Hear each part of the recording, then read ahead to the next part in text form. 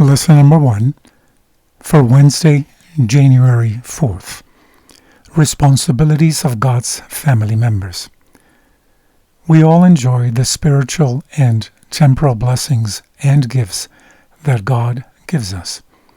How comforting to know, too, that we are part of the family. Deuteronomy 6:5 says, "And you shall love the Lord your God with all your heart, and with all your soul, and with all your might." What does this mean, and how do we do it?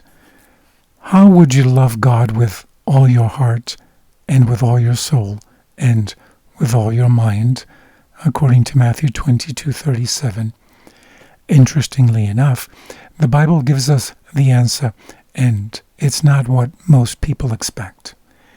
In Deuteronomy 10:12-13, it says, "And now, Israel, what does the Lord your God require of you, but to fear the Lord your God, to walk in all his ways, and to love him, and to serve the Lord your God with all your heart and with all your soul, to keep the commandments of the Lord and his statutes, which I command you this day for your good." 1 John 5:3 says, "For this is the love of God, that we keep his commandments." Biblically speaking, what is our proper response to our relationship of love with our Father in heaven? Is it keeping the law, obeying the commandments? For many Christians, unfortunately, the idea of obeying the law, especially the fourth commandment, is considered legalism, and they claim that we are called simply to love God and to love our neighbor as ourselves. However, God is clear. We reveal our love to God and to our neighbors by, yes, obeying his commandments. We are used to looking at this verse of 1 John 5:3, "For this is the love of God, that we keep his commandments," as, well, we love God and therefore we keep his commandments. That's fine, but perhaps we also can read it as, "This is the love of God." That is, we know and experience the love of God by keeping his commandments. In Matthew 7:21-27, Jesus said that those who hear and do God's words are likened to a wise builder who built his house upon the solid rock. Those who hear but don't obey are likened to a foolish builder who built his house on the sand, with disastrous results. Both heard the word, one obeyed, one didn't. The results made the difference between life and death. Think about the link between loving God and obeying his law. Why would love for God be expressed that way? What is it about keeping the commandments that indeed thus reveal that love? Hint: think about what disobeying his law causes.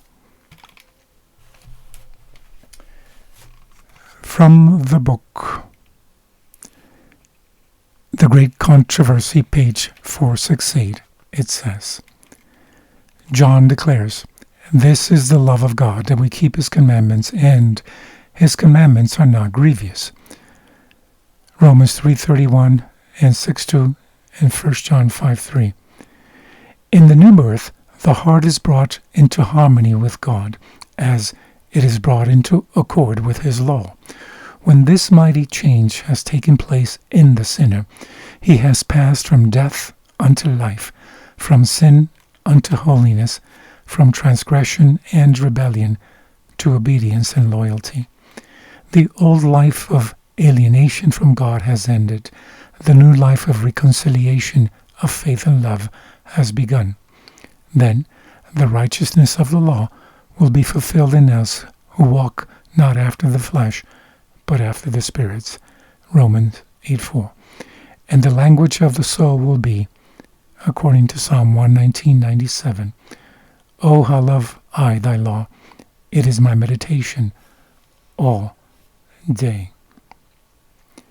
In From the Book Steps to Christ, page 59 and 60, it says, "He who is trying to become holy by his own works in keeping the law is attempting an impossibility.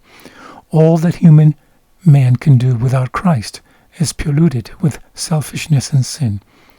It is the grace of Christ alone through faith that can make us holy.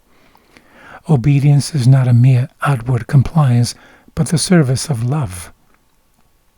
The law of God is an expression of his very nature. It is an embodiment of the great principle of love, and hence is the foundation of his government in heaven and earth.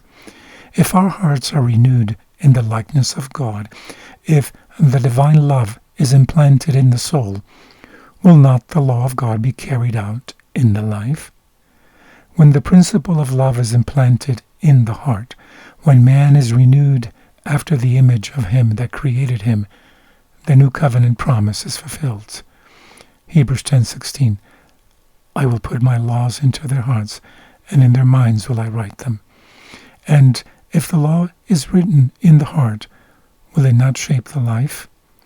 Obedience, the service and allegiance of love, is the true sign of discipleship. Have a blessed day.